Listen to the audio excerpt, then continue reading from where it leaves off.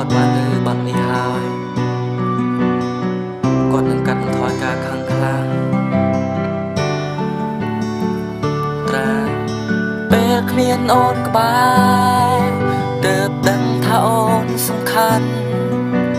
ព្រោះតែគ្មានអ្នកណាគេមកកាន់ដៃបងហើយនៅពេលនេះ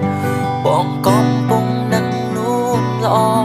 វិបដិសារីជេបងហើយទៅអ្វីធ្វើឲ្យអូនខឹងពេលនេះនៅក្បែរអ្នកតែមិនថែមិនខ្វល់តែរហូតដល់អ្នកឲ្យនឹងចេញទៅរួចហើយមិនសល់នៅកង់វល់ហើយលើមកដល់ពេលនេះអ្នកនៅតែនឹកគិតឆ្ងល់ហើយអ្វីនៅក្នុងខ្លួនអ្នកពេលនេះពោពេញទៅដោយល្បិចក៏តែអ្នកមានដឹងខ្លួនទេថាអ្នកជឿចាប់ប៉ុណ្ណាពេលអ្នកមិនខ្វល់នឹងនាងតែងតែហូរទឹកនេត្រាខ្ញុំសូមសួរទៅអ្នកវិញទឹកភ្នែកនាងហូរព្រោះអ្នកណាគឺព្រោះតែអ្នកលួចលាក់មានស្រីផ្សេងធ្វើឲ្យនាងឈឺផ្សាដល់លើទឹកអ្នកដឹងខ្លួននៅពេលដែលគ្មាននាងនៅពេលរស់គ្មាននាងនៅគ្រប់ជំហានពោពេញទៅដោយភាពសោកកាលអ្នកធ្លាប់តែដើរលេងសប្បាយតែឥឡូវគ្មានភាពកក់ក្ដៅហើយផលតែមួយគឺព្រោះតែអ្នកបណ្ដោយឲ្យនាងទៅពាក្យសុំទោសលើកនេះគឺជាពាក្យចុងក្រោយព្រោះថ្ងៃក្រោយលែងខុសទៀតហើយអូនហើយសូមជឿបងទៅបងសូមសន្យាថានឹងកាន់ដៃពីលបើដើរលើផ្លូវជូនអូនទៅកន្លែងណាអូ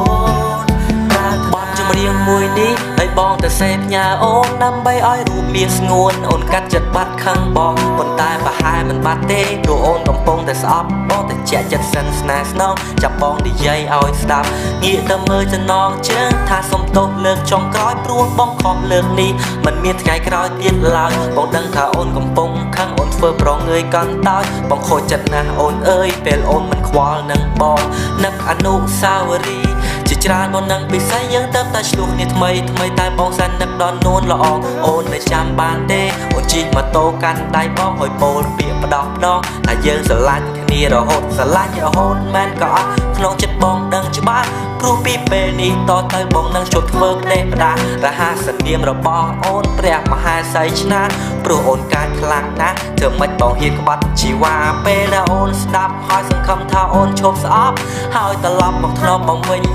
ណាអូនណាបងសន្យាថាឈប់ខកជប់ប្រើពាក្យសុំទោសដាក់ជីវ៉ាអូនជឿបងទៅណាស្នេហាមានទេវតាជាសាក្សី